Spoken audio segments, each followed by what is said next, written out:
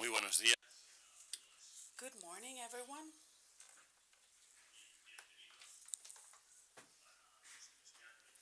I would like to welcome you. I would like to welcome those of you that are here again one more year, and welcome to those that are here in their first visit to the Madalena Palace and the International University Menendez Pelayo, and this course on QUO VADIS Europe.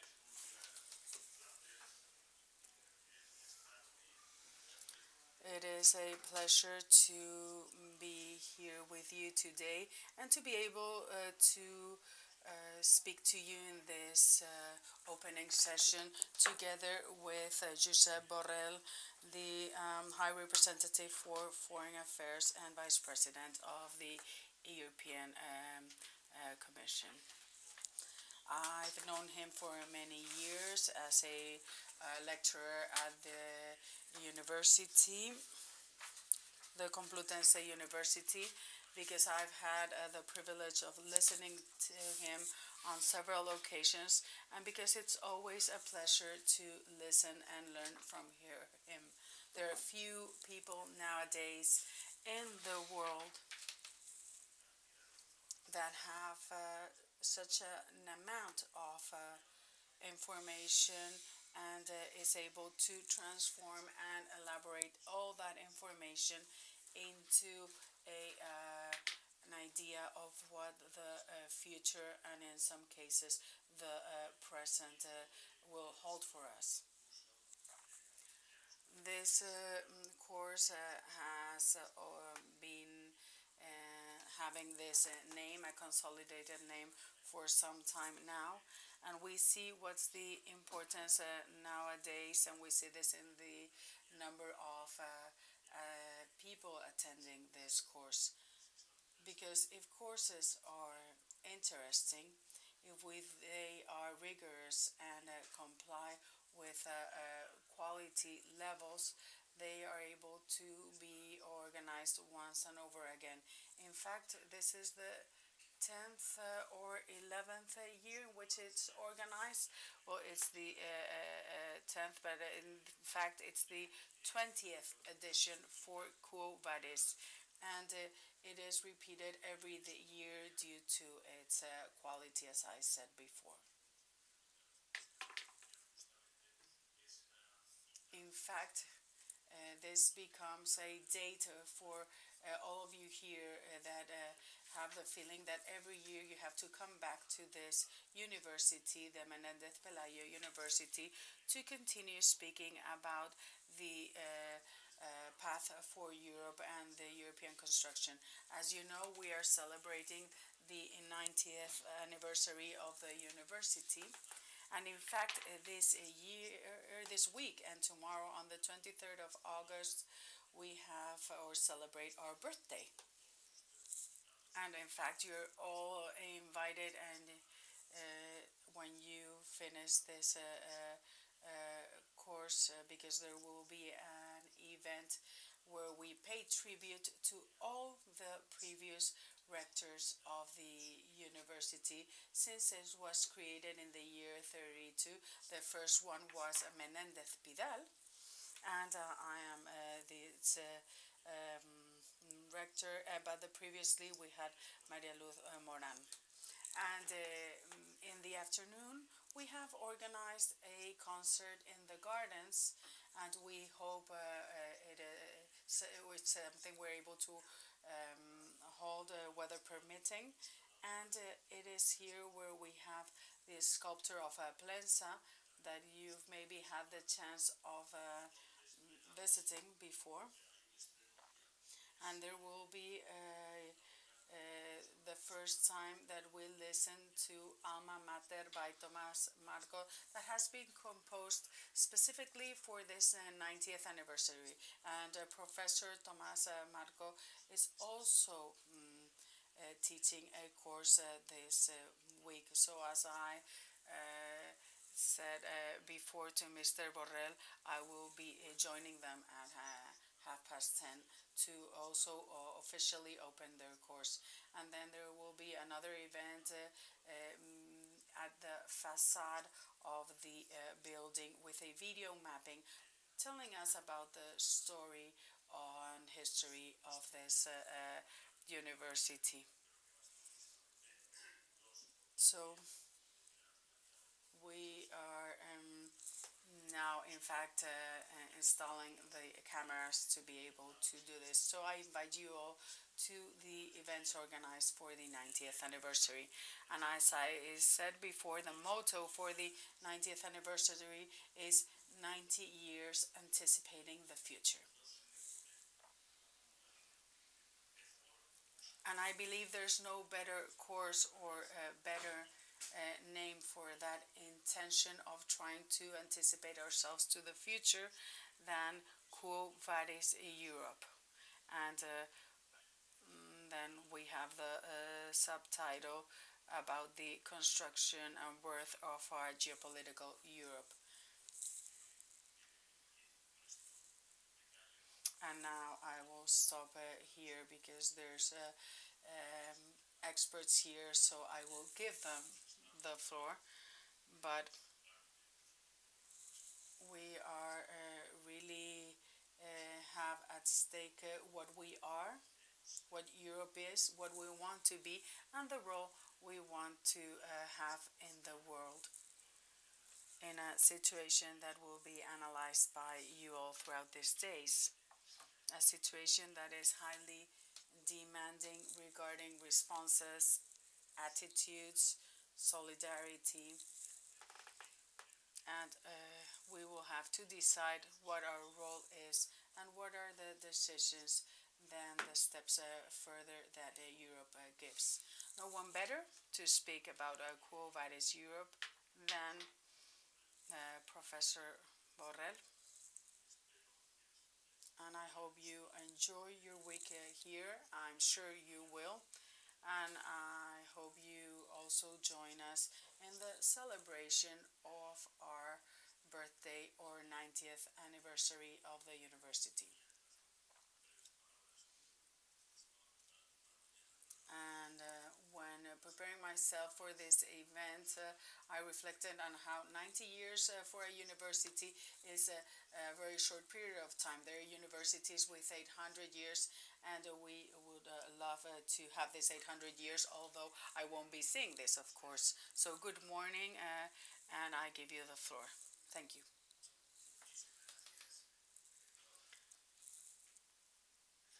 Thank you. I would like to thank Rector Andradas because before being rector of this university, he worked at the Complutense University, that is a much bigger university.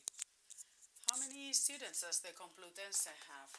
Around 75,000 students. It is bigger, but in some aspects we could say it's not as entertaining. Yes, it is one of the biggest universities in the world, and it's my university where I got my degree on political sciences. And therefore, I'm very pleased to see you here, and I would like to thank you all for coming back. There's many faces that we've seen before, and as the rector says, this adds a specific dimension to this course. We started in the year 2020 when Europe did an introspection exercise to see how we would tackle and address the future. At the time, it wasn't called QUO VADIS Europa. We gave it a specific name every year until at a specific point in time we decided there weren't more names to give the course, and we gave it a generic name that tries to bring together the main question that we have as Europeans, and that's what we want to do with the European project. And the classic says that the response is always given by a crisis, and Europe will be a result of its crisis. Not of the crisis in themselves, but of the response we provide. A crisis can be faced in one way or the other, and according to this, the way in which we move forward will be different. And in the last years, we've not been lacking crisis. In fact, it's just the opposite. We are in a permanent crisis that make us forget the previous ones. A year ago, we were all looking to what was happening in Kabul. I remember that last year we were speaking about Afghanistan in this course, but who remembers them right now? Are there any newspapers speaking about Afghanistan nowadays? A few days back, I believe it was on the 8th, we remember that it was the day that the Taliban went into Kabul, the same day that the French choose to say that they abandoned Mali. By chance, but also significant. But Afghanistan has disappeared from our main political concerns. It continues to be a drama that is worsening, but it doesn't seem to be a concern. But a year back, we were in the airport at Barajas receiving with open arms those coming from Afghanistan that were coming in our planes. Now we see that there are many more people, 10 million coming from Ukraine. The Ukraine war is not a small war, as the president of this autonomous community has said. It's not so. When 10 million people flee a country, then it's not a small war at all. It's as if in Spain, 20% of its population of Spaniards would have to flee Spain. In fact, to see how big this is, we have to take into account these figures, and we will talk about this and about the different crises. And I'm very pleased to have this course that we have more assistants. Some of them are veterans. I would like to say good morning to all the old faces. Some of them even bring presents, so thank you so much. And it's not an invitation to do so the next year, but I really want to be thankful and grateful. And I also want to say thank you to the young people, those that come because of the appeal, not of the course, but because of the events we're going to address. I would like to also thank the university for hosting us once again. This is a magical and extraordinary site. 90 years of university, a university founded by the Republic to open Spain to the world in the 30s.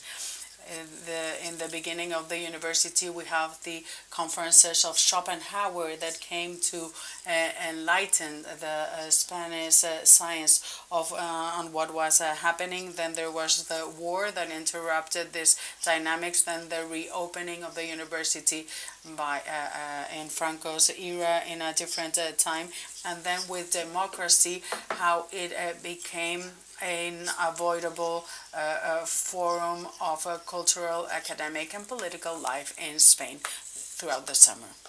So we're very fortunate of you being so welcoming in this wonderful site, and we will celebrate with you and with the university its 90 years, and we hope to continue enjoying the university for a few more years. This year, as always, we have a panel of lecturers that are linked to policy making, people that are working on politics hands-on, journalists, MP members, European MPs, lecturers. I said before, we try and bring a mix of those that have to face reality, sometimes without too much time to reflect, and those that have the time and skills to help in the necessary reflection to be able to guide action.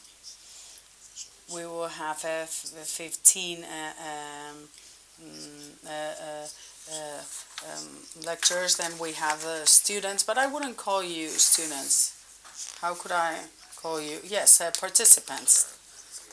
More than 100 of you, all ages and conditions that have different interests. Some of you see a way of continuing or starting in your political career in international relationships, but also citizens that have the intellectual curiosity to understand the world. And this is an excellent way and a place to contribute on this. So thank you, Rector, for welcoming us, and we will be here throughout the week sharing with you and the rest of lecturers of other courses the wealth of the university. How many courses are there this week?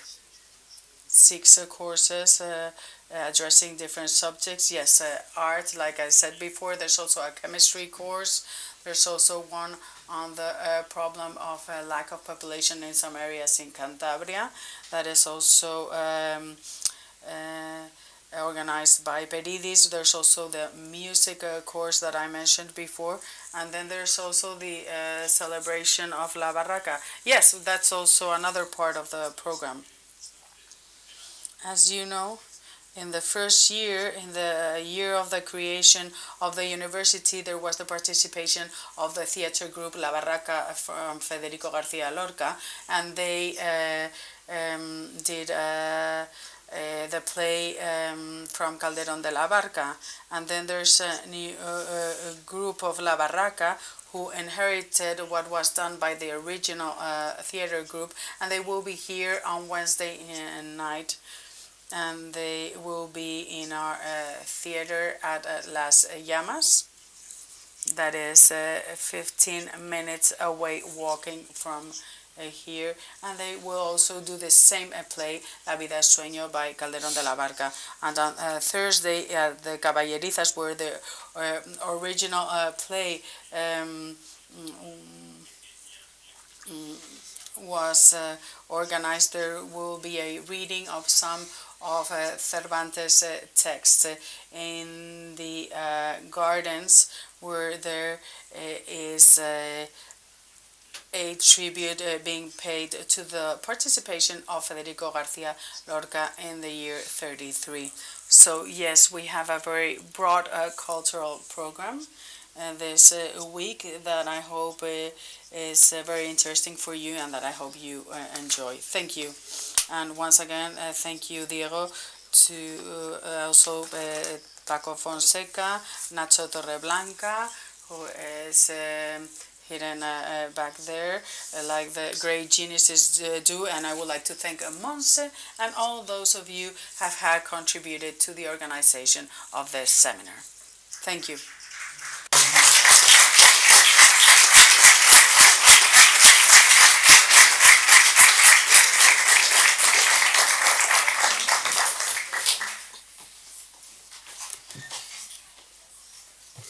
Buenas tardes.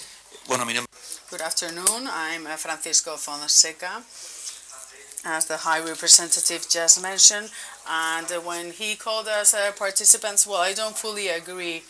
I feel more like a groupie of QUO VADIS, like in rock and roll. And my role is to ask Sylvie Kauffmann to please join us here with the High Representative, so that we can start with the first session of the course.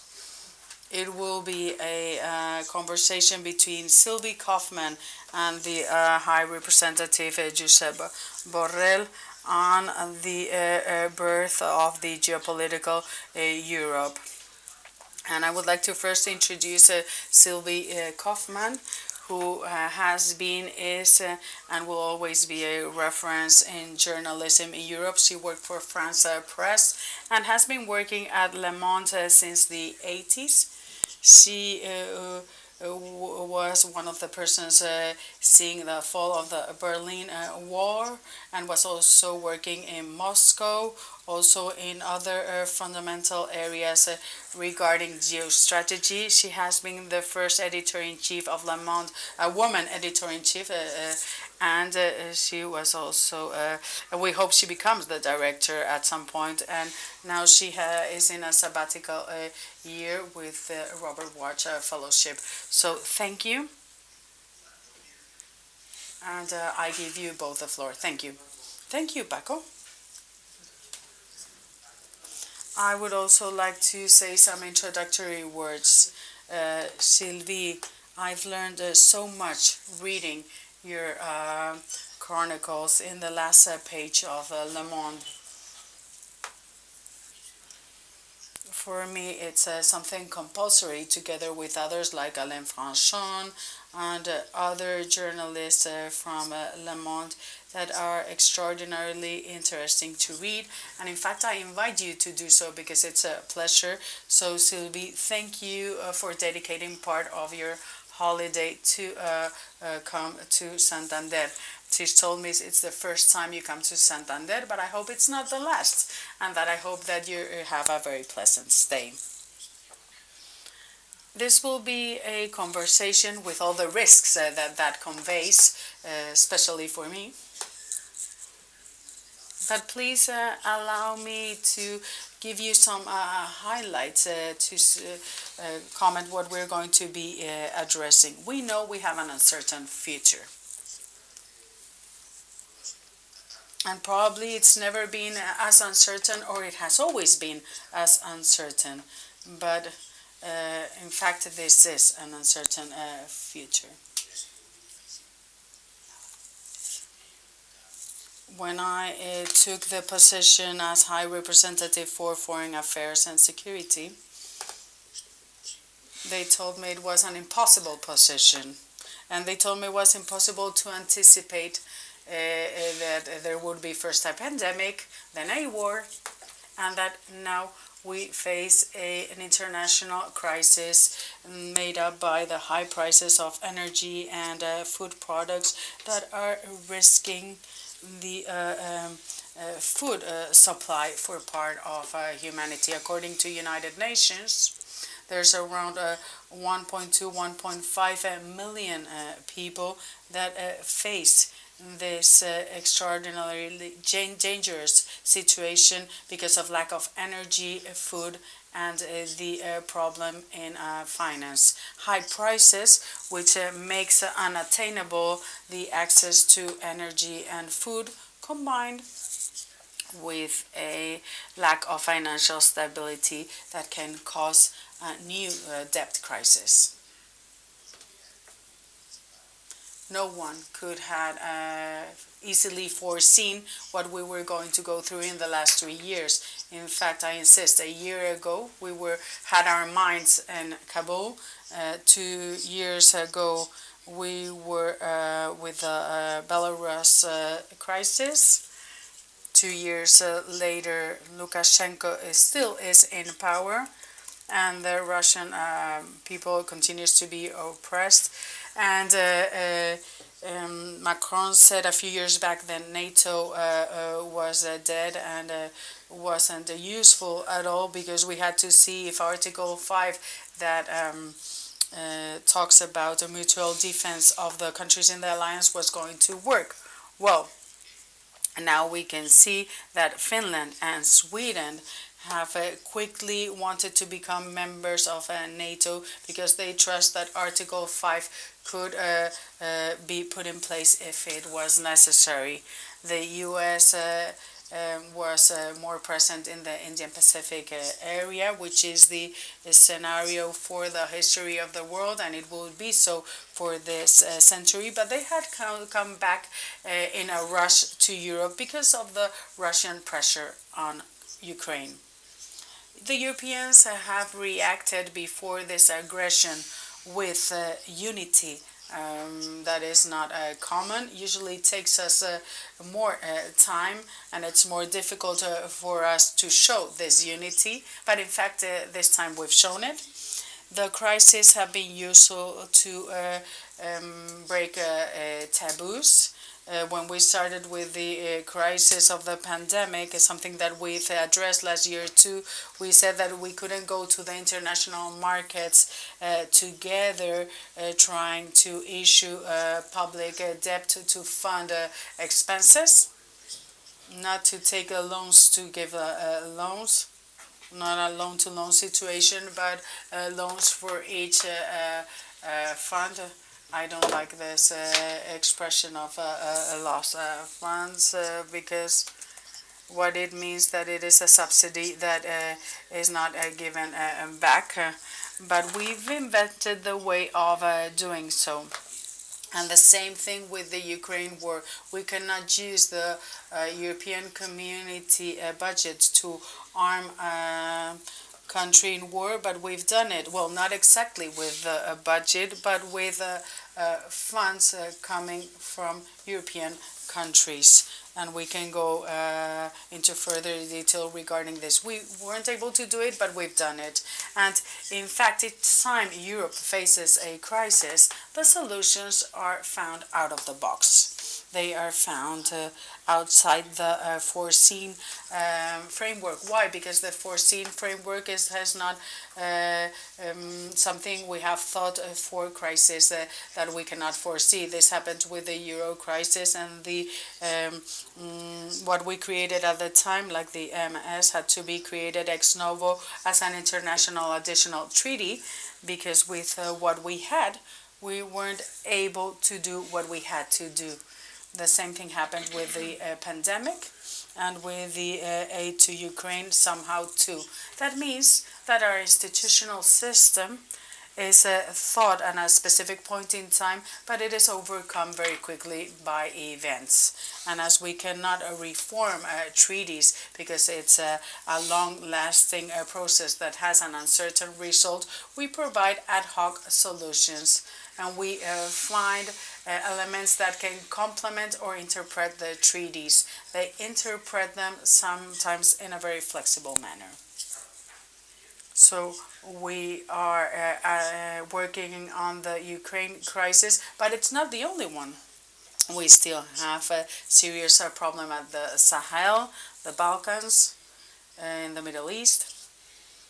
Everything that is happening between Israel and Palestine continues to be an open wound, like the day before yesterday with what happened with the Palestine NGOs and the Israeli authorities. It shows that this is an open crisis. We're also discussing with Iranians, Americans, and the international community to see if there is a solution to the nuclear pact. But in the last years, we could say since QUO VADIS started, or a bit later, in the last 15 years, since 2007, we've faced the financial crisis, the migration crisis in Syria, the Brexit. We've also faced the Trump parenthesis in the US, which has also been seen as a crisis. Of course, the pandemic and now the Ukraine war. We also have the energy crisis, the food crisis, and the inflation. So many of these problems don't have a solution, or at least not a solution on the short term. Tienen evidente. Y quisiera que en este curso no solamente. This means that in this course it's not only a matter to look at what is happening in Ukraine, but also we should address the three crises that are going to prevail in the immediate future: the food crisis, the energy crisis, and the inflation crisis. The food crisis, we all know that we haven't been able to export the Ukraine grains, and they are not able to export the grain and the fertilizers. We have reached agreements to try to act softer on the sanctions for Russia, not to say that our sanctions are blocking their exports. But the world is facing a crisis that already existed before the war, and the war has just aggravated this situation in those countries where that depend entirely for the food supply on the exports of Russia and Ukraine. In Europe, we are more dependent on the crisis. Of course, the bread prices have been soaring, but we do not lack of bread still.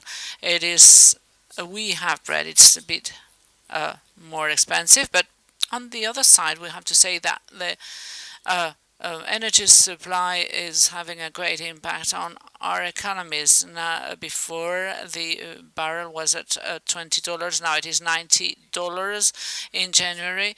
Now it is again on 90 euros, $90, sorry, just like before the war, but 30% higher than 1 year ago. So the major issue is the gas, which is prices 10 cents. It has been soaring, and those prices have increased. And also, we are facing a issue with the fertilizers that have multiplied their prices per 3, and the food price is increasing 40%, much more expensive than in 2019. And when we look at the countries where the food supply represents 50% of their wages, here we are spending 30%. Of course, when they are spending 50% of their wages, the impact is greater. We have also an issue of sovereign debt. The pandemic has jeopardized the life of many countries, like Cambodia, for example, that lives on tourism. And of course, when there is no tourism, there is no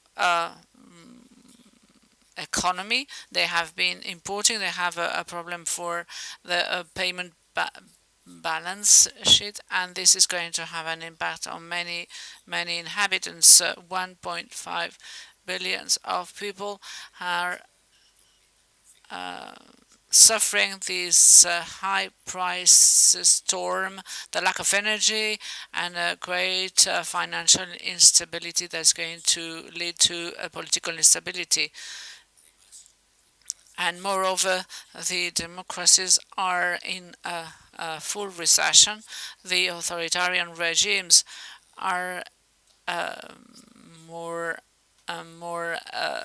wanting to demonstrate their strength. Russia, Turkey, just naming two of them, they have an old ambition that they are resuscitating. There are authoritarian countries that are wanting to play a major geopolitical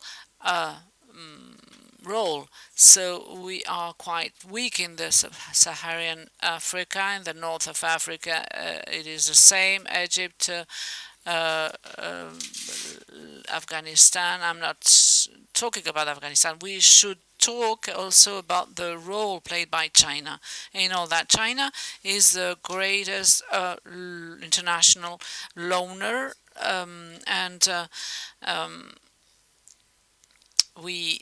China has accumulated $1 trillion of U.S. public debt. The Americans have lived on credit thanks to China. China is facing an internal crisis, but it is the great loaner of the world. So the relation between China and the U.S. is quite particular, and because they are not interested in the one of those in the loss of the other. And if you owe me $1 trillion, I don't want you to leave bankruptcy. Otherwise, I won't have access to that money. So I have no interest at all for China to have a crisis, and vice versa. So this is quite a weird relationship between both countries, because they are tied together. They need each other. We are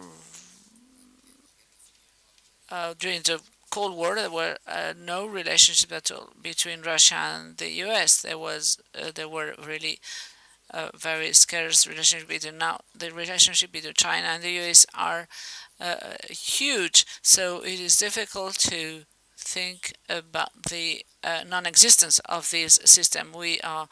Many talk about the decoupling, but it's not that easy. So the situation in China is quite difficult because of Taiwan crisis, and the level of tension is quite high. Taiwan is a small country, but it reduces the 70% of the world semiconductors production. So how can Taiwan, this small country, has been able to become one of the world's producers of these small pieces of semiconductors, which are key components for us? But it is the way it is. The European Union, in this scenario, is trying to act as a moderator. The verb I use the most is the English term or word concern, which means worried. I'm deeply concerned. I'm seriously concerned. There are many levels of concern, but I'm concerned the whole time because of the world situation. But apart from being concerned, I have to see if I am occupied. I'm busy. I am occupied, of course. I try to get hold of the resources of the EU, and the journalists and reporters should be aware of the limits and constraints of the Union. We cannot ask for too many things. The Union has its limits, and it is a club of states with two pillars: the intergovernmental pillar and the community pillar that works thanks to the unanimity rule, and that shows certain tensions that are unavoidable due to its dimension. And each state, each member state, has its own culture, interests that do not always coincide with the interests of the rest of the members, and we haven't got the same vision of the world. And I always repeat that, because we cannot have a foreign policy if we do not share a common vision of the world.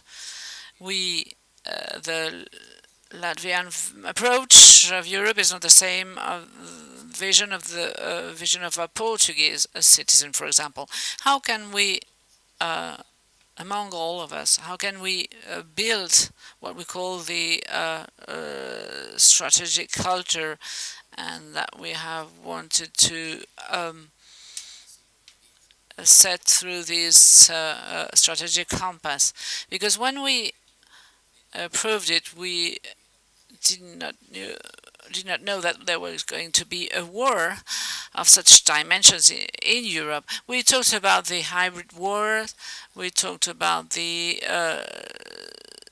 cybercrime, but the war we see in the movies of the Second World War, with those confrontations and these wars between armies that are going to be confronted in the battlefield had disappeared in our imagination.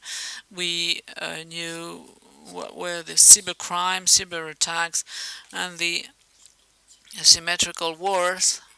The asymmetrical war are those who are confronting regular army with the guerrilla. We invented the asymmetrical wars against Napoleon.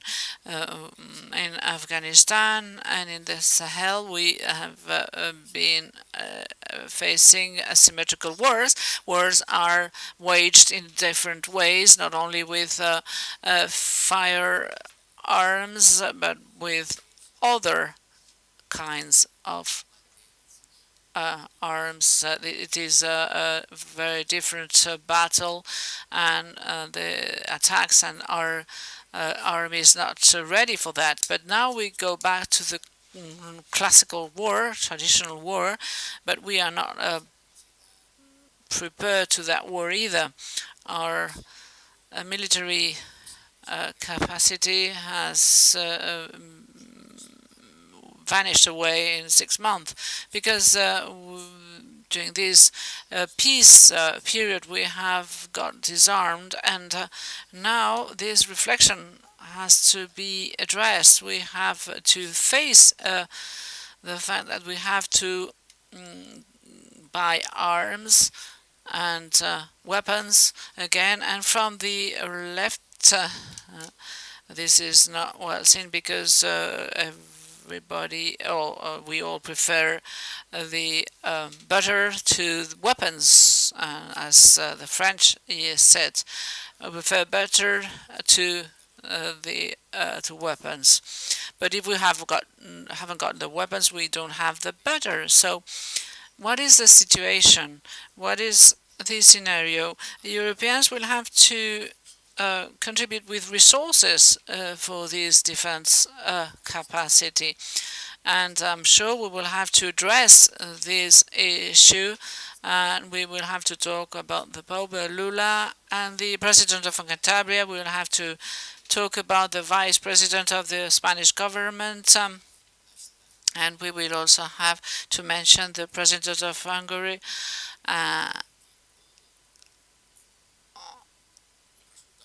or we will have to talk about the result of the Italian elections. It will depend on the Draghi or Meloni wins. So, what is the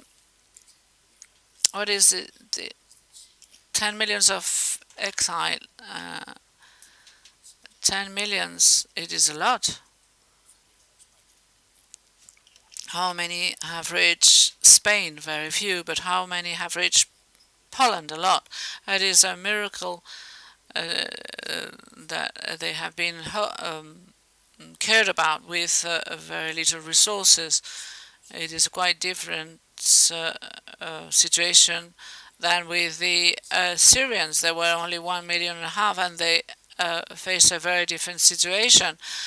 They were not cared about, as there was not enough consensus to host these Syrians. And this could be another matter we could address, the double standard. We are accused of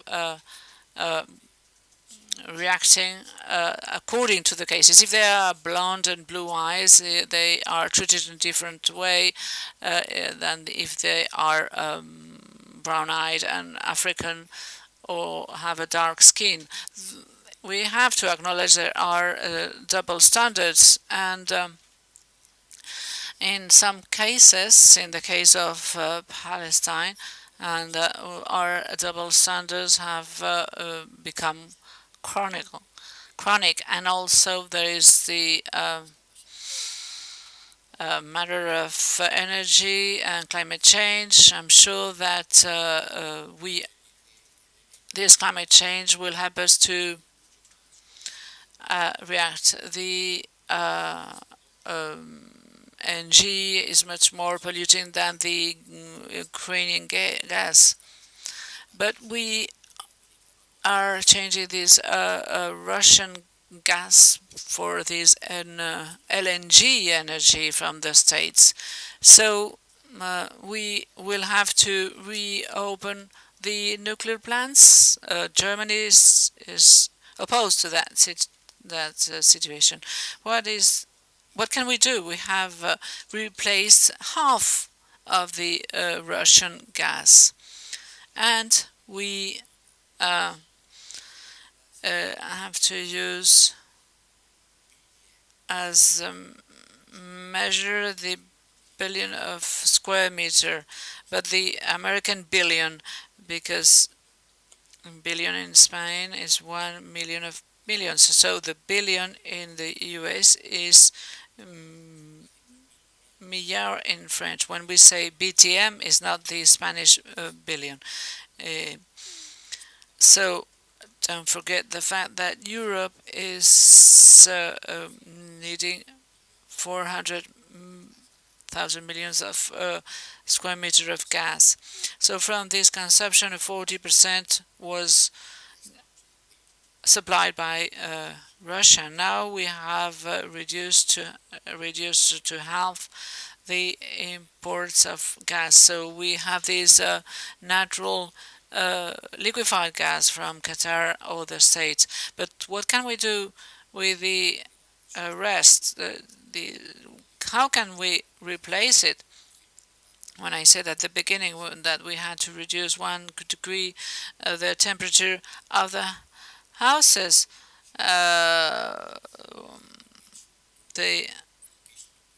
everybody told me, what is this nonsense? 1 degree less in a household, it is 6 point less of consumption of gas. So I'm sure that we will have to reduce the temperatures, and as it was mentioned by Macron yesterday, the European citizens have to pay for their freedom and democracy. They have to pay the price of what is happening. What is happening is not a game. And I'm sure that many of you might say we have to stop the war, of course, but we have to stop the war, but how can we stop it? What would be the consequences? And a last thought. Currently, the world is more concerned about the consequences of the war than about the causes. In the causes, we might not agree, but now we are suffering the consequences, and it is the small local and world level. I've been with entrepreneurs, and that are carrying out the same reflection at macro level than at macro level. President of Africa, for example, my friend that is an entrepreneur tells me that he has to stop working and producing because he cannot pay the gas. He is producing bricks, but they needs a lot of energy to be produced. A lot of German companies will be forced to stop. And this reflection of this entrepreneur that says, I've got to stop. And he says, why don't you stop the war for me not to stop my production?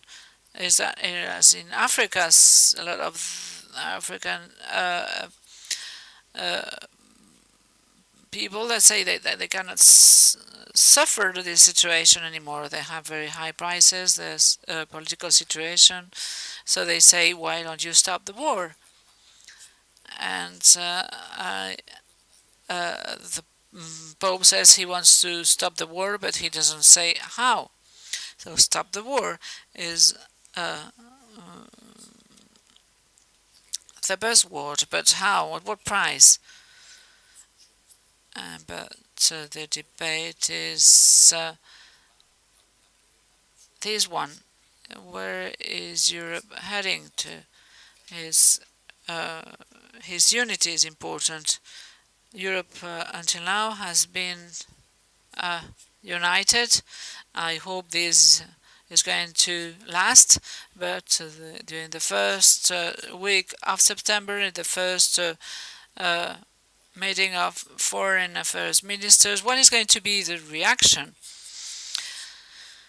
in the face of this challenging crisis? There are already voices of European governments that want the sanctions to be stopped, the sanctions to Europe, and they do not dare to say that we should stop the sending weapons to Ukraine, but many of them are thinking about that. This is the situation, and I'm sure that Sylvie is going to ask many interesting questions, and after we will open the discussion to the audience. Thank you, Sylvie.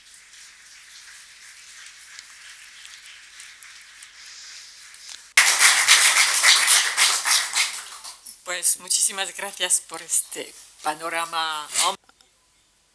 Thank you very much for these deep analysis of the many challenges we have to face. I'm going to speak in English first of all. Good morning to you all. And I just wanted to say two things. The first, it is a great honor and a pleasure, a joy of being here. I am very well aware of the prestige of this university and of this course, and so it is a great pleasure.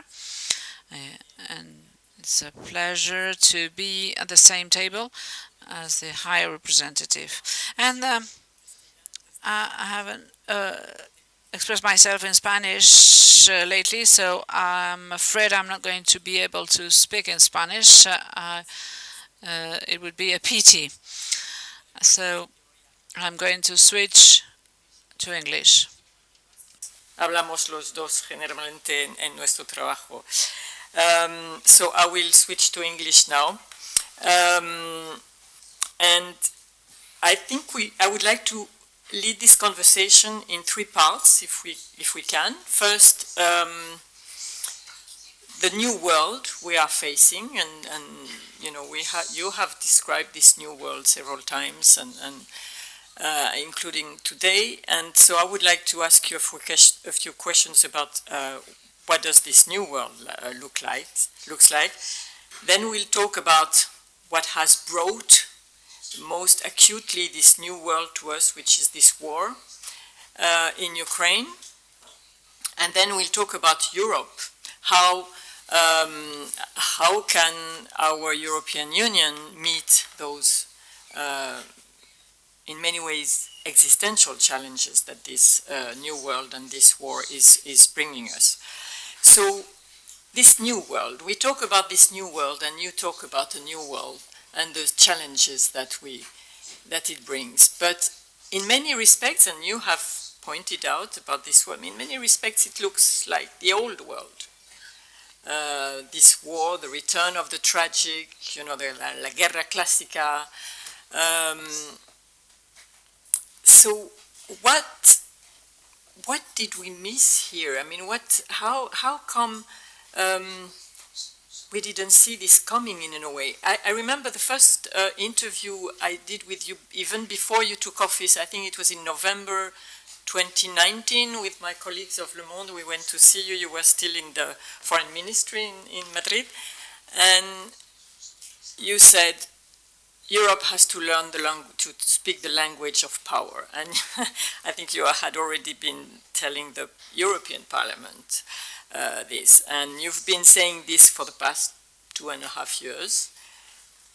Why, I mean, were we blind? Were we complacent? What happened? Why didn't we see this? What is this? This new world and the challenges and the fact that, you know, this war was possible because we assumed it was not possible. Bueno, yo creo que I think that Europeans have tried to project to the rest of the world the formula that we have used to create peace, to build the peace. The European Union is an invention to ensure the peace. It is not a tool or an instrument to participate in the war. The idea of power is outside the architecture of the EU. It is in a way, the negation and the denial of power, because we came from our terrible wars, and we wanted to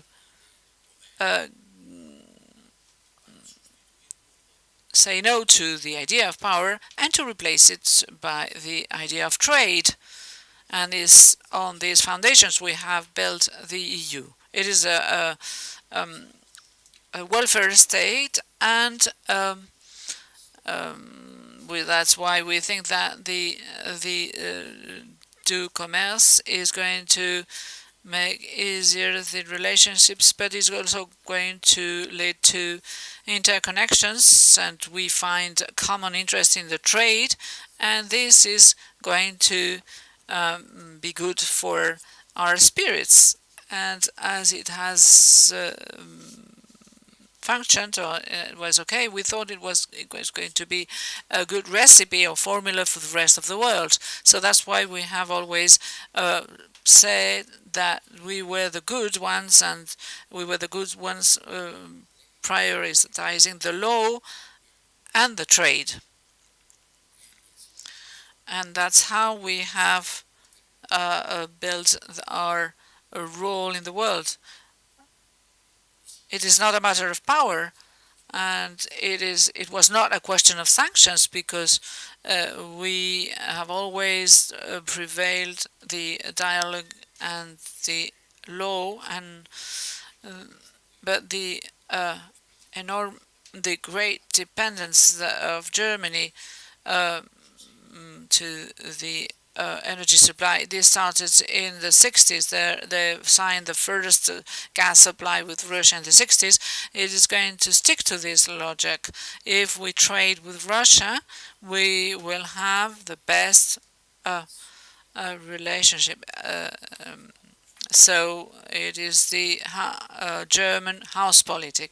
It has a component of interest because the Russian energy is cheaper, and it is Russian gas is cheaper than any other source of energy.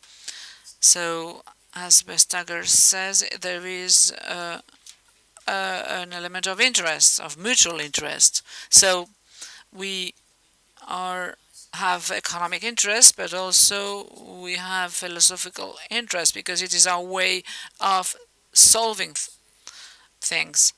We are going to have interconnections of trade relations, and we will talk about human rights, the welfare state, and this is going to enable us to live in a new world. We are do-gooders, that we like the rule of law and human rights, and so, but it's also because we valued we sometimes put our economic interests above the rest, right? Sin duda, muchas. En el caso. Yes, no doubt. In the case of the independence of Russian gas, there has been a strategy based on economic rationale.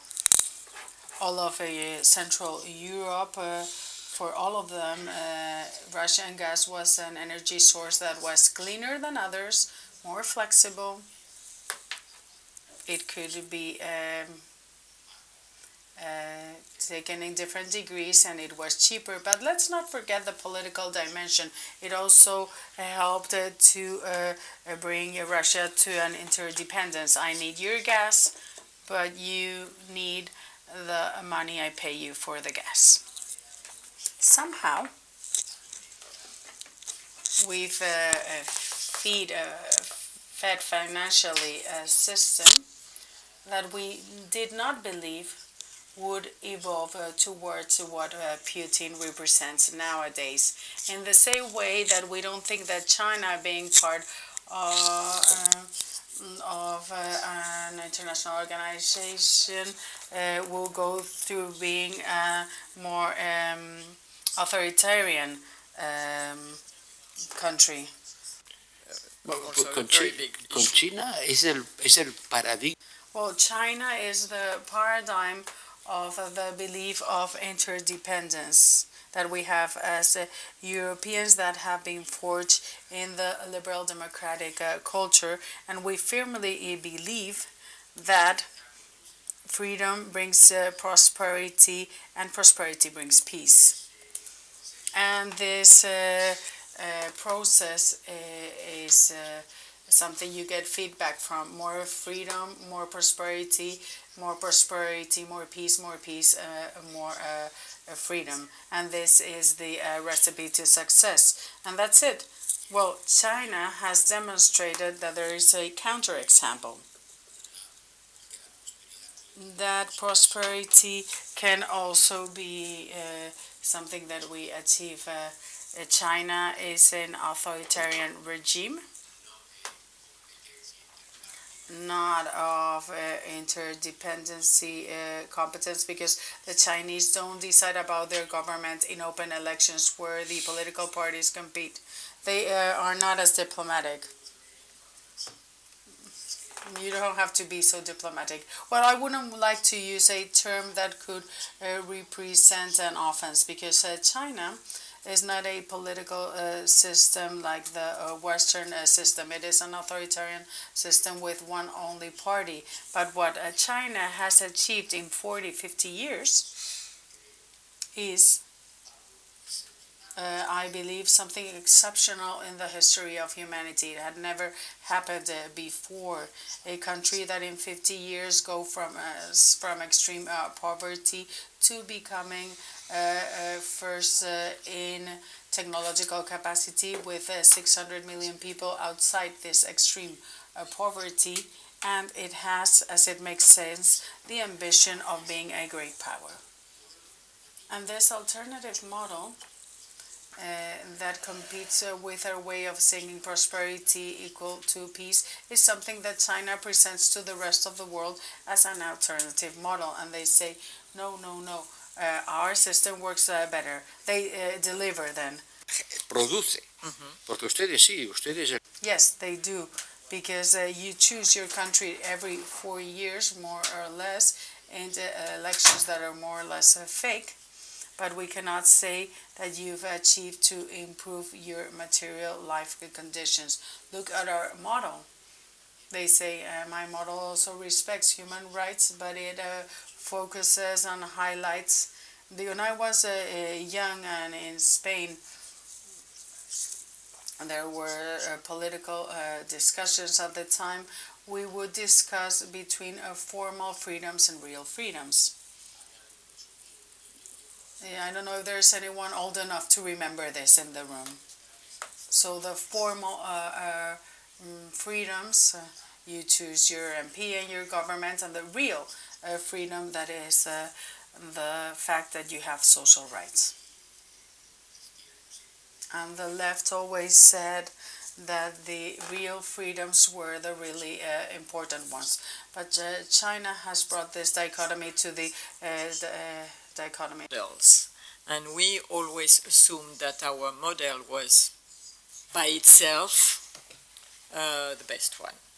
And now we see that, as you said, China delivers, brings all these millions of people out of poverty, and that a lot of countries around the world are attracted by this model and try to emulate it. So, and we can see that there are more and more authoritarian regimes around us. So what do we do with this? I mean, this is a huge challenge, isn't it? So how do we deal with this? With hard power, with more soft power, but we just realize that soft power is not enough, so what do we do?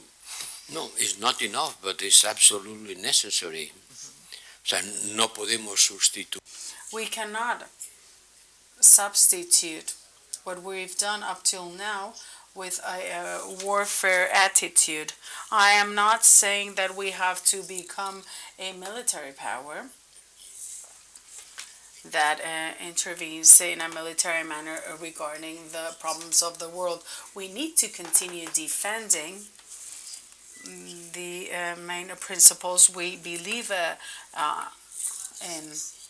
So far, in convincing, there's all this talk at the moment about the global South, right? And the fact we realize that this, for instance, this war in Ukraine, which to us seems so existential because Ukraine is fighting for our values and our freedom and so on. And you've been around the world, right, talking to officials or ministers of the global South, and you found out that they say, well, this is not our war, this is your war. So we haven't been successful in convincing them that these values are worth defending. No. What's the problem? Well, there is not a single answer. But you are right. We haven't been convincing. And como digo, vengo de... As I was saying before, I come from Cambodia, and the Southeast Asia is a specific situation because there are very few democracies, and we could even say that almost none. Indonesia, yes, but Vietnam, Laos, even Singapore, they're not democracies. And in fact, some of them are regimes with one only party of the communist type. So there is not somewhere where you can really preach. But in Latin America, for example, where we find countries that are like-minded, we don't have then the feeling that we need to mobilize to defend Ukraine. So I believe there's two reasons. In Latin America, we have the old anti-imperialisms and anti-American sentiment being against Russia and for the U.S. And when the U.S. says that they defend freedom, Chile doesn't always believe, or some of the Chilean citizens, because they remember what happened with Pinochet. In all Latin American states, there has been an intervention of the U.S. With political regimes that have been substituted or maintaining dictatorships. Therefore, the credibility is not big, and there is an anti-imperialist sentiment that is more directed towards the U.S. than Europe. In Africa, we have anti-colonialism. Many African countries, it was the Soviet Union, the one that helped them to fight the colonial countries. And the Soviet Union defended and fought against apartheid, and that's why South Africa is, Southern Africa is one of the areas that doesn't want to go against them. Then there's countries that have mere interests, like Mali or Egypt, that has a clear dependence because of wheat, uranium, and their import. And then there's others that have more tactical reasons, like Morocco. Why is Morocco is not present in the vote on three occasions in the United Nations, or Algeria dependent of Russia for historic reasons? So these two big continents have a historical dynamic that brings them to see or not feel directly involved. They say, yes, invading your neighbor is not good, it's bad, that's something that shouldn't be done, what Russia has done. But this is what I said. They say, yes, but. Yes, I agree, but. You bombed Belgrade without the mandate of the United Nations, or Iraq, which is also true. Yes. So when you discuss about what happened in Kosovo and that there was a genocide and that this is not happening in the Donbass region, then you go into an endless discussion. The attack to Iraq, because imperial American wars in Middle East are having their consequences now, because the countries are saying, what about the deregulation of the use of force? Yeah, and once again we go back to double standards. Yes, on how many occasions I've had to explain the different way we treat an exiled from Ukraine or from Syria. Syria sends 1.5 million people throughout 3 years. Ukraine, 10 million in 4 months. So the quantitative difference is enormous. So we cannot deny that we are not the representation of good. But we have to explain that the pest does not justify cholera. So what had happened in Iraq does not justify what is happening now in Ukraine. But when you talk to someone from Vietnam about a mass bombing against civilians, a citizen from Vietnam looks at you like, what are you telling me about?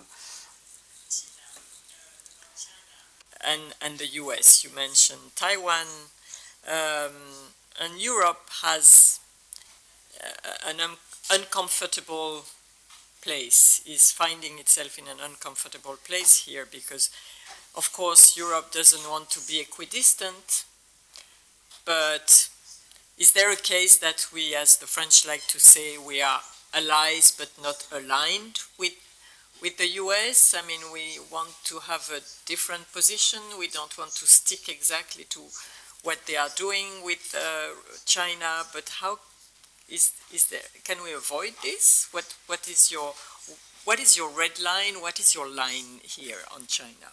Well, con China tenemos una. Well, with China, we have a very complex relationship. Based on this triad, we are competitors, we are partners, but we are also rivals or opponents, systemic opponents, I would say. Can you be a systemic opponent, a competitor, and a partner at the same time? Yes. And that is the complexity of life. The US too. The U.S. is as they compete. They are opponents and partners. In fact, modern China, technological China, is an invention of the U.S. It is the U.S. that works on the development and invests and make technology transfers because they believe China is a great market. And if China is developed, once more progress and freedom will go hand in hand. It is the U.S. that asks for China to be part of the WTO, the World Trade Organization.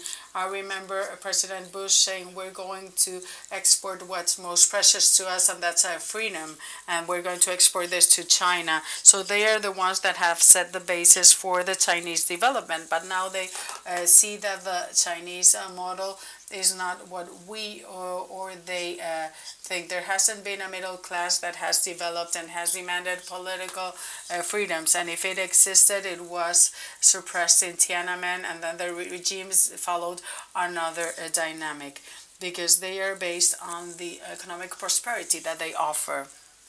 That's what happens in China. And now China demands a place in the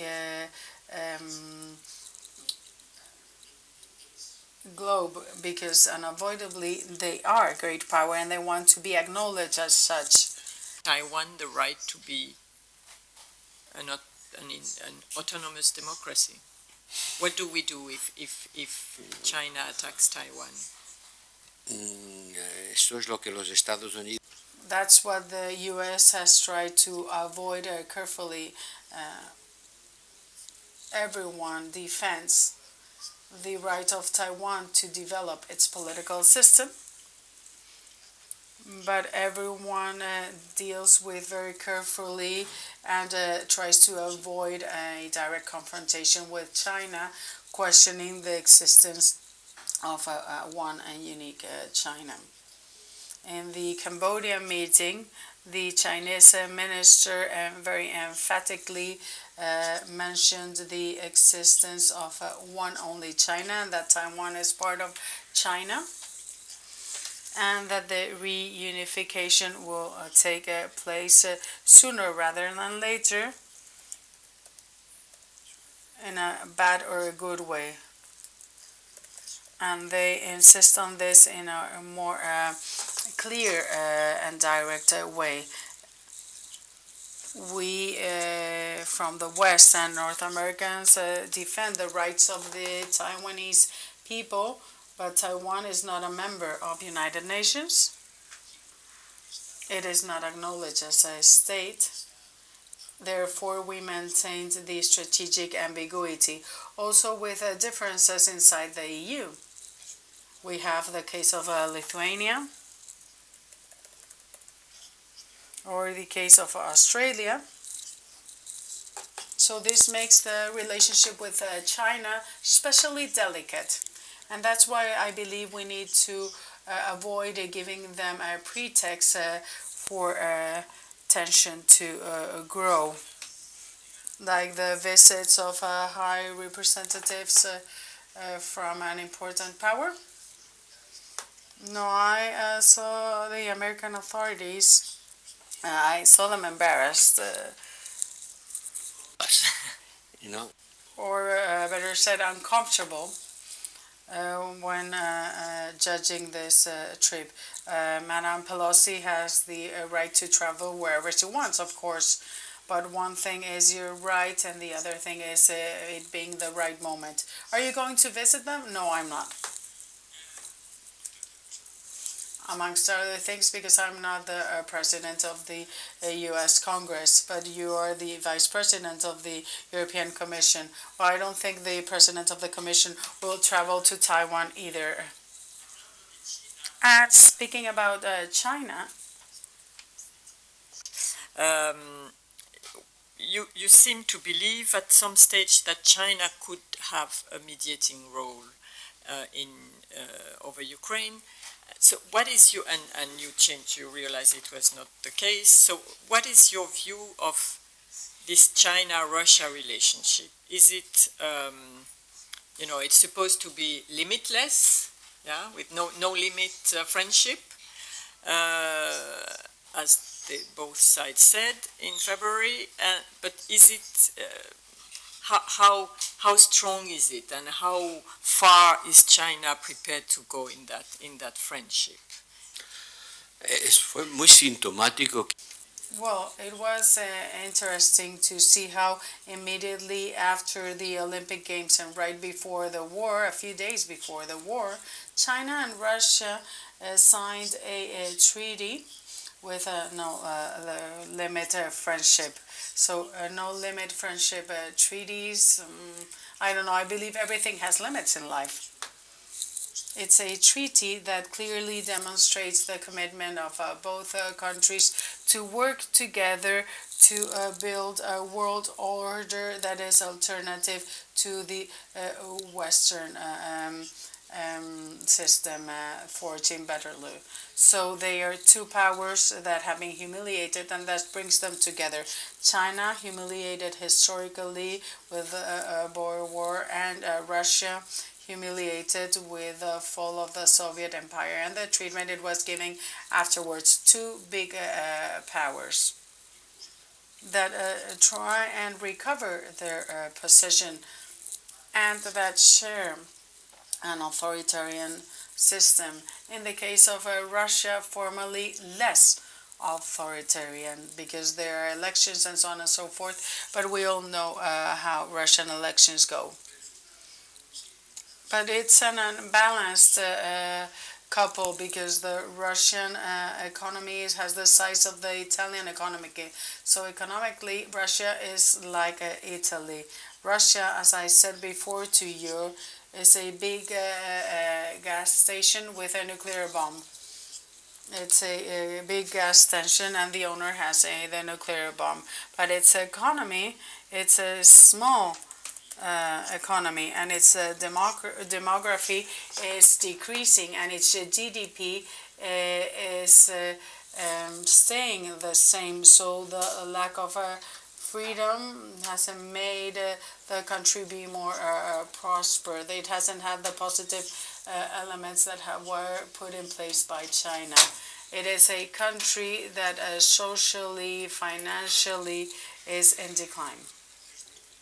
And as it is in decline, and it has a leader that wants to reconstruct the previous unity of the Soviet Union and Russia, they embark in regional military adventures, and they look towards China because it's its natural partner. the interest that China has in this relationship, do you think it could go as far as helping Russia militarily, for instance, providing it weapons when the weapons it's using in Ukraine? Hasta ahora las autoridades chinas han dicho que no lo haría. Well, up to now, the authorities in China have said no, that they won't do so. In the high-level summits that we've had with China, China has always stated that they are against sanctions. We won't put them in place. You are also to blame. You've been attacking Russia with the deployment of NATO in your border, so you're also to blame. But we won't either condemn Russia nor supply military help. Depende cómo se ponga. Depending on how things go. But those that are providing military help to Russia is, for example, Iran. But does Russia need this military aid?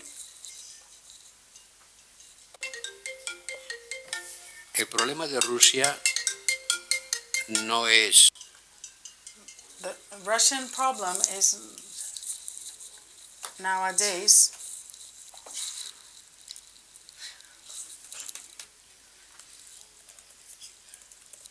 I'm not so sure that they're not going to need military help.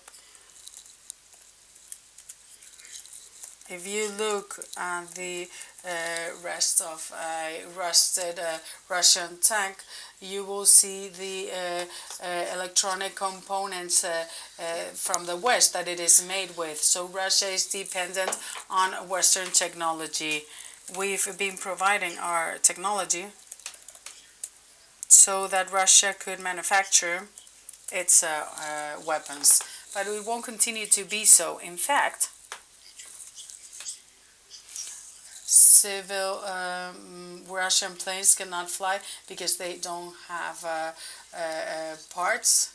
They don't have precision weapons almost, and they're now using other what we call dumb weapons and massive bombs. It is difficult for them to get stock because they don't have the electronic components. If someone can provide it to them, that's China, of course. But this is also a paradox, the fact that Russia has developed its military strength based on the technological exports coming from Europe. Not only we've purchased their gas, but we've also supplied Russia with the technological elements to build their machine war. Very easy for me. This is why I was asking whether we had been blind or complacent, because we, in a way, asked for this to happen. So I don't know if you have seen this story in the Washington Post last week. Yeah, it's a long story which was published a few days ago in the Washington Post, describing, I think, well informed by American sources mostly, how Washington found it hard to convince its allies that the war was coming, and giving us intelligence and trying to train really very, very hard with a lot of trips and talks and so to tell us this is about to happen, and we Europeans just didn't want to believe it. Right? And we thought that a diplomatic way was possible to avoid it. So how do you explain this? Why didn't they succeed in convincing us that this was going to happen? Tienes mucha razón. Yes, you're right. We didn't believe that there was going to be a war. Ukrainians didn't either. Even Ukrainians themselves would tell the Americans, stop saying that the war is coming. All is living, ¿no? Bueno, primero nadie. Well, first of all, no one wants to believe those things that we don't wish for. There's the natural tendency as human beings of not wanting to believe those things that you do not wish for. You always find a reason for this. I must say that in all my conversations with the U.S., I demonstrated a great skepticism. And in the last days, when they say this is going to happen this weekend, Happened this weekend. I said, well, come on. and I said, come on. And 12 hours later, they started bombing Kiev. So American intelligence had much more information. In fact, they do have it still, because the military success of Ukraine, I think, are very much linked to the American intelligence. They had more information. I don't believe they wanted to deceive us by making us believe something that they wish to happen. They never told us, at least not me personally, what these statements were based on. But they were fully convinced, they were sure. And also the British, yes, in fact. And probably these two countries have intelligence capacities that we don't have. That's probably a lesson for us too. Yes, it is, because a war is not something you do only by deploying tanks, but also with information. And the intelligence work of European countries, well, we each have ours. I, in Brussels, have an intelligence service for the EU that is nourished from the information provided by the member states. The information that the member states want to give. So we collect the information provided by the intelligence services of the 27 countries that sometimes are contradictory.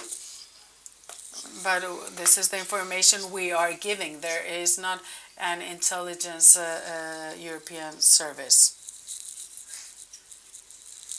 And I don't believe any European country wants to stop having their own. Could it be that we didn't have the adequate memories from the Iraq War, or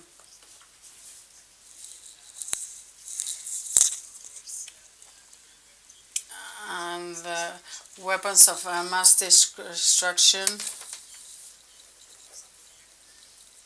There was this feeling that we couldn't trust others so much.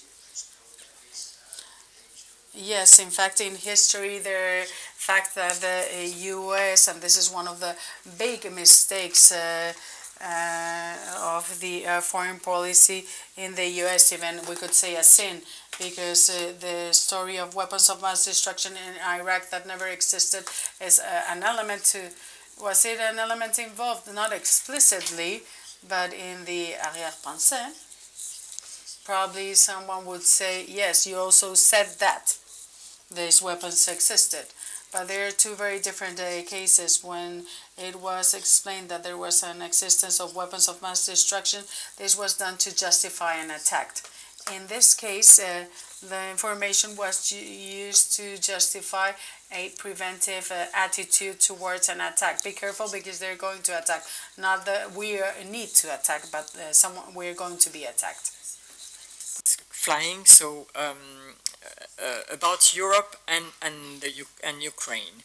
How much has this war changed Europe? I mean, we know a lot. It has changed Europe a lot, but what is, for you, what is the most important change? Is it what you described, that this interdependence now is which used to be an asset, now is more, is being weaponized against us? Is it the return of the US within Europe? Is it the strengthening of NATO? Is it this change in Germany, this Zeitenwende, this new era that has been declared 3 days after the attack by Chancellor Scholz? Is it the energy, the reverse of the energy flow that you also have described? Or is it that the center of gravity of Europe can move to the east with the rise of Poland and the Baltic states and the Nordic countries also, which now tell us we were right and you never wanted to believe us about Russia? What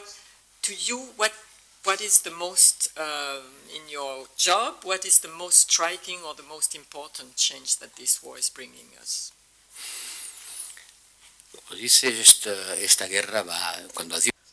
When we say QUO VADIS Europe, where is going Europe as a consequence of the war? I think one of the major changes is a change of our mindset. When Europeans, we had erased the war of our minds. The war is something of the others, and sometimes when we wage the war of the others, we wage them in a very soft way. We are going to train their troops, but we are not going to wage the war. These wars are the wars of the others, and our implication is scarce. And the European society and mentally been isolating of the tragedy, but suddenly it comes back. It is not coming in the same way, because in Latvia they have this quite clear. In Santander it is not as clear, for example, because when we go to the beaches here in Santander, they are not affected. They are enjoying the summer in Santander. But when talking about the political scene, we have to make ours the fact that what I said, Europe is in danger. When I said Europe is in danger, no one believed me. But it is in danger. It is true. It is a fact. What is the reply we give, or the answer we give to this situation? What can we do? When we feel in danger, we are going to react. We are going to face the danger. What kind of danger it is? So the strategic compass has to be revised and reviewed, because in the past it was a balance of the danger and its answer, and the answer to this danger. Now we have to review that. We have to think about the fact if we are able to face this kind of situation, something that was forgotten, and the gravity center is moving to the east because of the fact that the UK is not there anymore. It was at the west geographically, but at the east from the political point of view. And the concern and the risk now is in the east. So, but we shouldn't forget other concerns of Afghanistan is not there. Sahel has disappeared, and it seems that as we have flee this situation, we have turned our backs to the situation. It is not non-existent. It is because we have left this geographical area because they have told us you have to go. And you must leave because we have the Russians on the other side. So Russia is deploying his forces in the sub-Saharan Africa. It is in Central Africa. It is also in Mali and Libya, and they have a great influence on the African area. So we mustn't forget the risks when talking about dissemination. Of course, we are not going to leave an invasion as the one of Ukraine, but the terrorist threat can come back. Common strategic culture, are we acquiring it finally, or is it still, because on many issues we are still very divided, yes, within Europe, and we can see at the moment, for instance, about this visa ban for Russian citizens. You're going to be faced with this at the end of the month, in the Foreign Ministers' Council, How do you do this? I mean, how apart are we still? Bueno, estamos divididos también con respecto, empezamos a estar divididos. We are starting to be divided when talking about sanctions. Orban is saying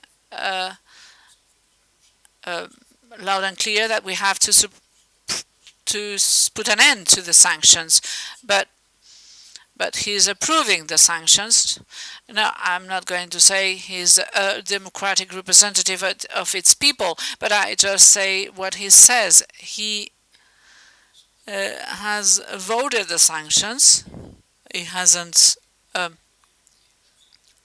denied the sanctions. The sanctions are approved unanimously, and Hungary has not oppose these sanctions, but his minister goes to Moscow to say he has to increase the Russian gas. When we say that we have to diminish this dependence, we must also understand that Hungary has a great dependence on this gas. So we have to understand the practical reasons, but of course, beside these practical reasons, there is a certain degree of sympathy for Russia. So there is no an absolute uniformity, but there has been up to now a great unity. Initiatives as the one to forbid the visa to all the Russian is quite controversial, and I think that the US is not doing the right thing, because they are putting those questions on the table before addressing them in the EU. Some countries have already taken a certain number of measures, and some are not going to support that measure. For example, it would have been much better to address it before. I think that to forbid the entrance to all the Russians is not a good idea. I think we have to be more selective. We have to, of course, to the great oligarchs, we mustn't open the door, of course. We have given them passports for these rich Russians to buy houses and real estate, but we have to block the entrance of these Russians. But also there are many Russians that want to flee the country because they don't want to live in this situation. More than 300,000 Russians have fled their country because they do not want to live under the rule of Putin. Are we going to close the door to these Russians? I don't think it's a good idea. Before I open the floor to the audience, about Ukraine, I have many more questions. I've read some of your interviews where you define the EU's goal as helping Ukraine by every possible means without becoming co-belligerent, so that when the moment comes, Ukraine is in the best negotiating position. You never say so that Ukraine wins the war or so that Russia is defeated. This is not our goal, I guess. What is the end game? What do we want exactly, concretely, in helping Ukraine? No. Sí, pero es que las palabras tienen que tener significado. Words have to have a meaning, otherwise we mustn't use them. So if you say Russia is going to lose, what does it mean? Ukraine is going to be taking over the power in Moscow. Moscow, I don't think so. I'm not going to use these words. What does it mean to win or to lose? I know that there is a country that is being attacked, destroyed by another country. It's not a small war. It is this country has to defend itself, and we have to help Ukraine to defend itself, providing Ukraine with weapons. And my goal is to train the Ukrainian army by the European Union. I don't know why we sent training missions to Mozambique and why we can't send these same missions to Ukraine. Not only to train, but also we have to help Ukrainian army to defend its country. We have also to punish the Russian economy. We also have to fight internationally to explain the reasons, the consequences, why we are facing this situation. What is the guilty part? I say very often, I haven't got the Russian wheat because of the sanctions. No, we are not sanctioning, or we're not imposing sanctions on the wheat. We are helping Ukraine. We also have to have a diplomatic work carried out. Up to when? All wars are ended through negotiations. First with a ceasefire, and then afterward with negotiations. It has always been this way. When are we going to reach the negotiations? When both parties are exhausted and there are no more weapons, or when one of the parties is losing and has to stop the war and has to ask for help. But we are not yet in this case scenario. So whether Ukraine can continue or not. Claro, claro. So we decide also. Claro, por eso hay bastante hipocresía cuando se dice. Yes, there is quite a lot of we are hypocritical because the Ukrainians cannot decide by themselves, because if Ukrainian wouldn't have our support, they couldn't carry on fighting. So we cannot say the Ukrainians are going to be the ones to decide. They are going to decide in depending upon our help. We are not the only one to be deciding because the strongest help comes from the US. No, this is not true. It is what it is said. Of course, US aid is of major importance, but according to my data, if we add the amount of the aid given by all the countries,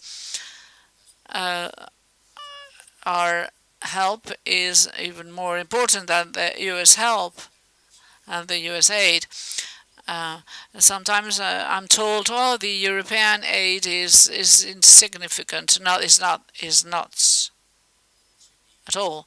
How can we measure that? How can we measure the weapons given? We can translate that into currency. The aid given by all the countries, including the UK and Canada, is very important, more in some countries than in some others. A question I put on the table is, what would be the help of the US if we had Trump the presidency? I think the US aid would have been very different.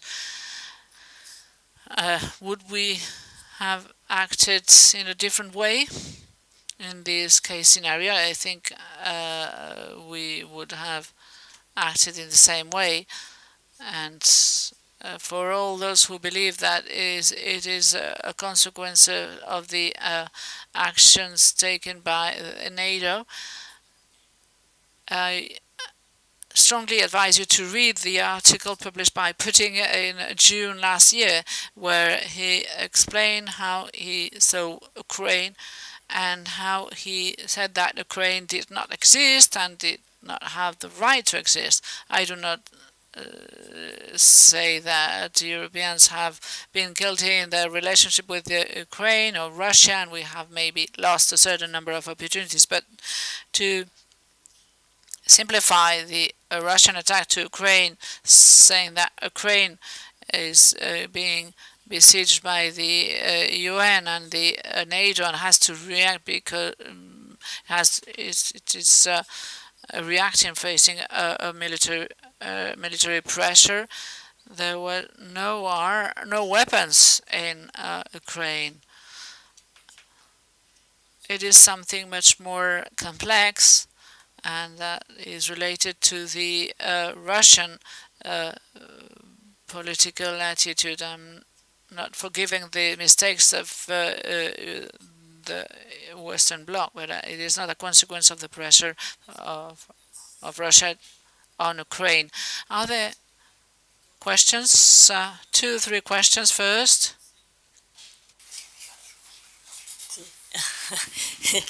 Gracias. Que digan su nombre, por favor. Así que.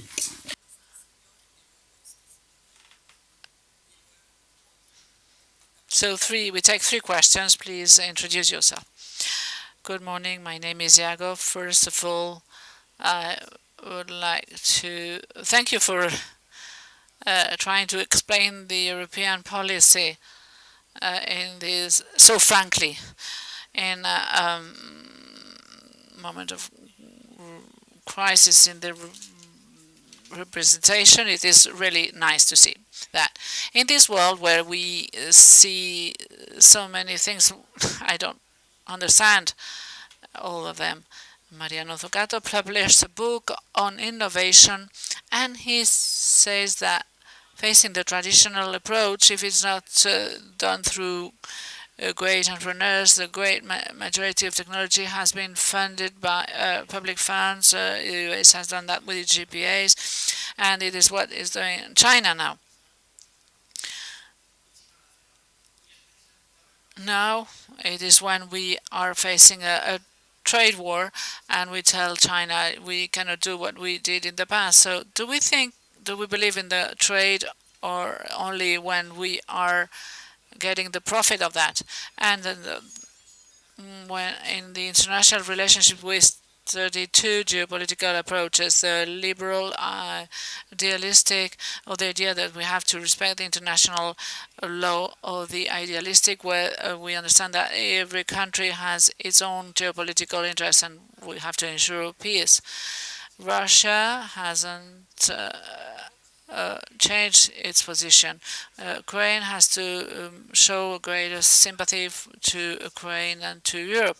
So we have NATO bases, but we also have tried to have Ukraine closer to our interests. And going back to your question, everybody thinks about the consequences, not in the causes, but I think that the Russian causes are very similar to the causes of Israel, where in a world where we infringe the international law, why do we start solving the situation starting by Russia and not in other regions? If we start to solve things in Israel, maybe we wouldn't have a food supply crisis that is going to have an impact in Africa, where they're going to die because of this shortage of food supply. The third question? Second question, sorry. Can you hear me? Yes? Yo quería preguntarle. My question is the following.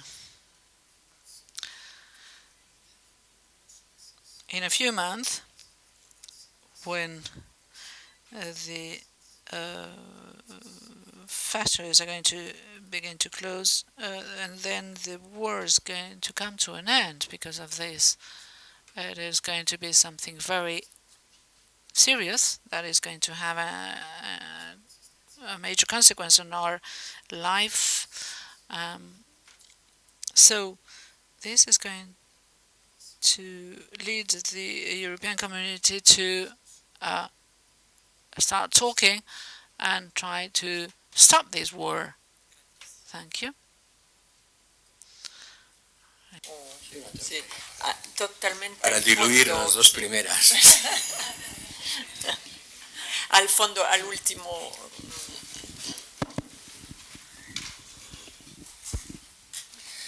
Muchas gracias. Soy Ricardo. Thank you. My name is Ricardo Fraguas.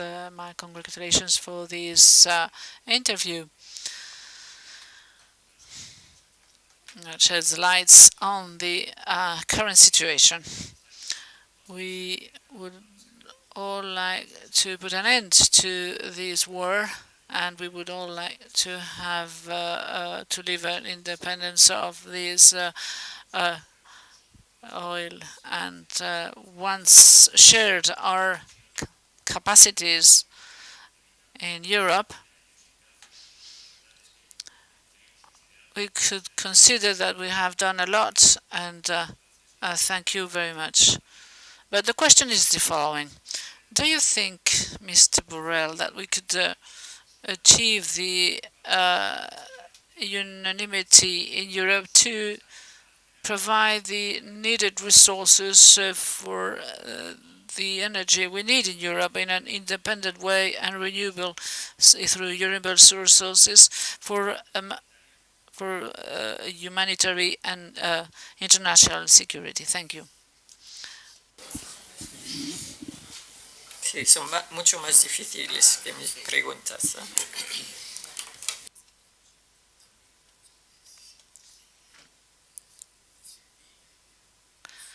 Sylvie ha sido mucho más. Sylvie has been much more reasonable than you. I'm told in Brussels that you have to tell the truth. You only have to tell the truth, but not all the truth. And that's something I am used to do, because if I say all the truth, there will be quite a lot of incidents in our daily life. We do that. We do not say all the truth. Otherwise, we would be frank all the time. The living together would be impossible. So we have to refrain ourselves. We cannot say all we want to say. I'm not a free thinker. When I will write my memories, then I might tell things that I might tell things that I cannot say today. But of course, we have double standards, and of course they exist. You have mentioned one, that is the double standard we have in Palestine. We are not treating the people in the same way in the face of Israel, because many countries are acting according to their story, and I'm not going to enter into the details, because if there is a Palestinian journalist dead, or if these journalists would have been American or from a European country, I'm sure our reaction would have been different. And what is happening, for example, in the Gaza Strip, and it is treated in a different way. And what is happening in other countries that are not democratic countries is going to be approached in a different way. We all understand that these double standards exist. But if we are true civilization, because I think that we Europeans are a true civilization, we are the civilization that is based upon the respect of the human rights and the political freedom more than any other region of the world, with high levels of prosperity, economic prosperity, and in a great effort of social cohesion that is greater than in any other region of the world. You can feel proud of being Europeans, because in any other region of the world you would feel so free and prosperous. So in the States, no other we have reached high levels of freedom and prosperity. So this is not happening in the States, of course, and we, as Europeans, we are quite rare, because we are 600 million. If we add up Indonesia, Pakistan, and all of these countries, they are much more. And so we have standards, a number of standards we apply to the ones that are closer to us. We haven't been seeing the same reaction with Ethiopia, for example, the situation, and the one in Ukraine. This is a fact. So the explanation is quite clear. This also happens. It is a situation that is closer to us. We feel those people closer to us. We have a quite higher level of engagement. In Ukraine, we have invested 14 millions for their democratization, and because we want Ukraine to be a full democracy, although they are addressing many issues in this respect. We have invested a lot of money and effort, and we have had many missions for this development. We are making a great effort for Ukraine to be among the Western democracies. And of course, Russia does not agree with this, and because they are afraid of what could be this free Ukraine. They prefer an Ukraine full weapons. And so Lavrov says that in 2014 there was a coup that was promoted by the state. I have many friends that believe in that the U.S. promoted this coup in Ukraine. As the U.S., they have promoted several coups throughout their history. We can believe that it was the case in the case of Ukraine, but no, it wasn't a coup promoted by the U.S. It was a rebellion of the Ukrainian people that was supported by the US and was supported by Europe, yes. But when Lavrov says there was a coup and we promoted this coup, he's telling the story in a bad way, if I may say. So I understand your reference when you say that we are not treating all the countries in the same way, that trade is not only guided by the economic theory, but by interest. And when we think that we lose competition, we are inventing barriers, as was the case with Trump and China. But we have to think about the constraint. I'm negotiating an agreement, but I'm not closing it. It is not a matter of the goodies and the baddies. It is not that at all. But we have certain number of principles and rules. That's all I can say. La segunda pregunta era sobre... And the second question was about the Ukraine fatigue and social consequences. Well, be sure that Putin trusts in the fatigue of democracies. He knows about opinion systems where everyone fortunately has the capacity of having a voice. Sometimes these voices are contradictory, and this generates a distortion or fragmentation of the views.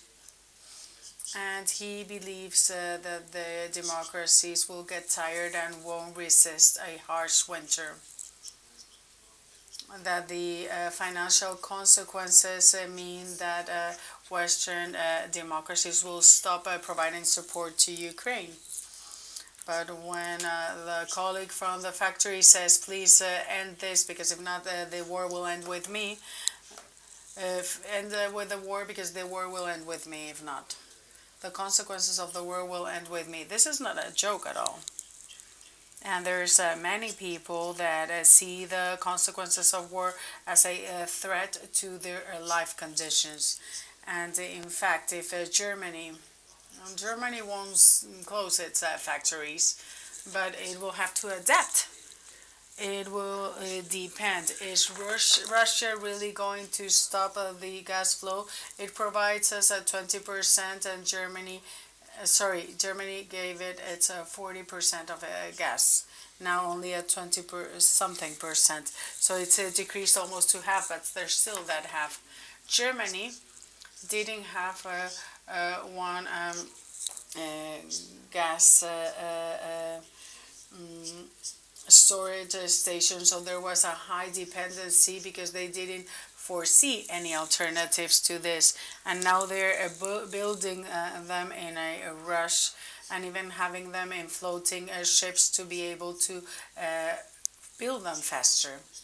Russia believes that in the midterm elections things might not go well for Biden in the US, and that this will limit its action capacity. But the message of all political leaders in Europe, and President Macron did this yesterday, is that this is not something that you can or not be a part of or not. You won't say, oh, I'm tired and I'm going to live this, because what is at stake here is so much. And we will have to do whatever needs to be done to adapt to a circumstance in which Russia will put us in a difficult spot by decreasing or shutting off the gas. Knowing that we can substitute it, and we will substitute it, but nevertheless that 20% that we still have of dependency. Where are we at now? Was it 400 billion cubic meters? We were now receiving 400, and now we will be in a 20% more or less of what we could receive. Nevertheless, with that 20%, because it's summer, we're filling our stock, and we will start the winter with full stocks, and we will be able to get over the winter. We don't know what will happen in a year.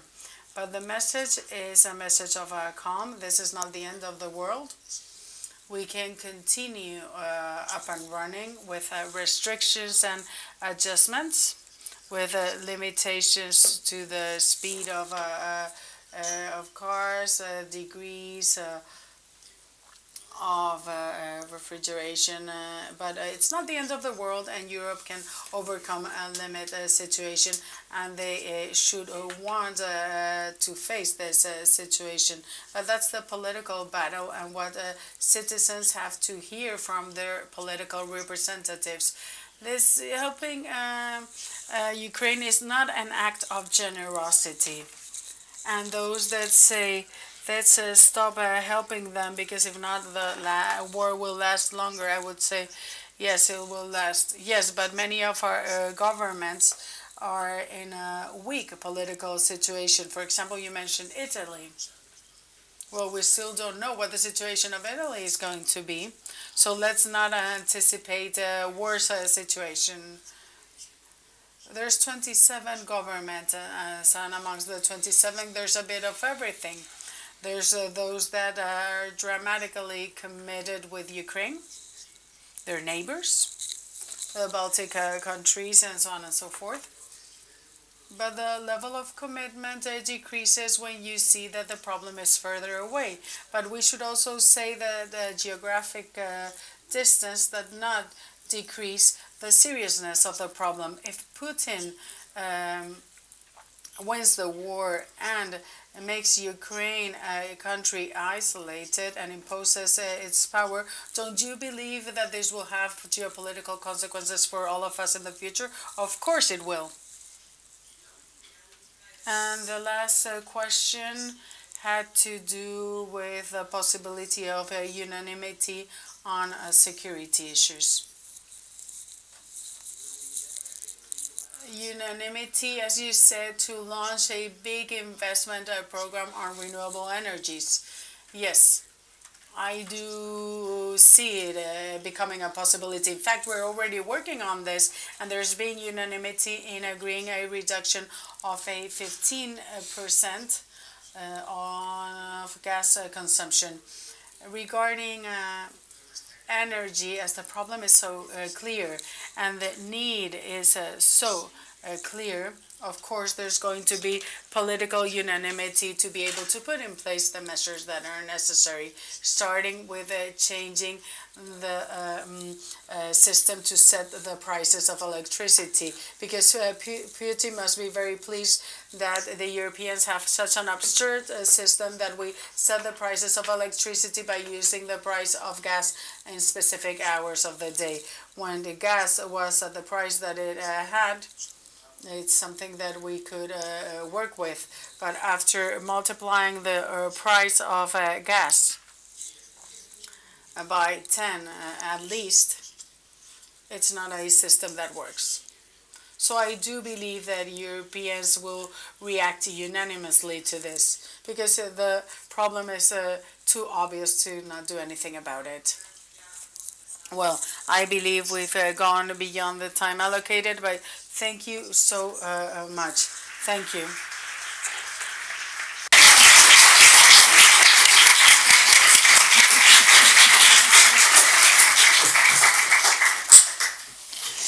Fonseca, ¿cuál es el programa ahora?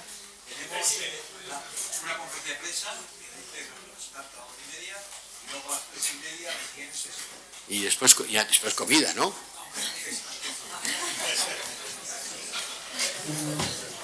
Muy bien.